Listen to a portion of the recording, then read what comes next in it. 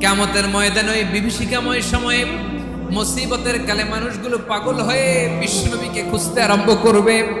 সবাই মিলে বিশ্বনবীর কাছে যেয়ে বলবে, ইয়া রাহমাতাল লিল আলামিন।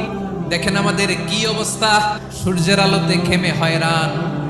আজকে কেউ সুপারিশ করতে পারবে না। সব নবীরা অপারগতা স্বীকার করেছে, তারা বলেছে আপনি ছাড়া কেউ নাকি আল্লাহর সামনে দাঁড়াতে পারবেন না, আপনি একটু সুপারিশ করেন। বিশ্বনবী বলবেন, আসো আসো, আজকের দিনে আমি ছাড়া আল্লাহর সামনে কেউ দাঁড়াতে পারবে না। বিশ্বনবী মাকামে মাহমুদে যে আল্লাহু আকবার বলে সিজদায় লুটিয়ে পড়বেন। বিশ্বনবী এমন ভাবে অজর দ্বারায় সিজদায় লুটিয়ে পড়ে কাঁদবেন, রব্বুল আলামিনের রহমতের দরিয়ায় জোশ লেগে যাবে। রব্বুল আলামিন এই দৃশ্য থেকে সহ্য করতে পারবেন না। রব্বুল আলামিন বলবেন, ইয়া মুহাম্মদ ইরফা রাসাক, ও নবী আপনি মাথা তোলেন, যা চাবেন তাই দেব। ওয়াশফা তুশাফা, যার জন্য সুপারিশ করবেন তার সুপারিশ কবুল করে